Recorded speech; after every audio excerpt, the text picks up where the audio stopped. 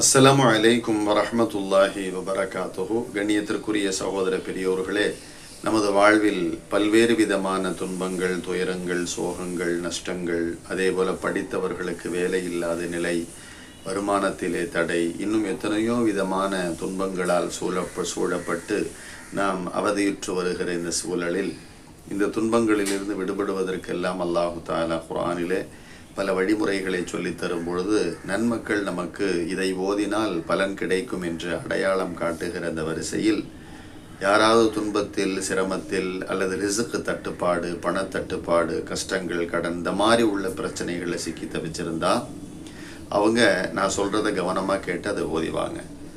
சூரத்துல் குரைஷ், லீலாஃபி குரைஷின் ஈலாஃபிஹிம் ரிஹலத ஷிதாஇ என்ற இந்த சூறாவை 11 விடுத்தம் ஓத வேண்டும். அதற்கு அடுத்தார் போல் பார்த்தால் சூரத்துல் மாஊன், ரஅய்தல்லதீ யுகذிபு பித்தீன் என்று துவங்கும் அந்த சூரா, அதையும் ஒரு 11 விடுத்தம் ஓத வேண்டும். அதற்கு அடுத்தார் போல் இன்னா அஅதைனாகல் கௌசர் என்ற இந்த சிறிய சூறாவை 11 விடுத்தம் ஓத வேண்டும். இப்படி ஓதுவதை வழக்கமாக்கி கொள்ளுங்கள். ஏதாவது ஒரு நேரத்திலே இதை நீங்கள் ஓதிக்கொள்ளலாம். இதை ஓத துவங்கும் முன்னதாக ஆரம்பத்தில் 3 முறை செலவாத்து சொல்ல வேண்டும்.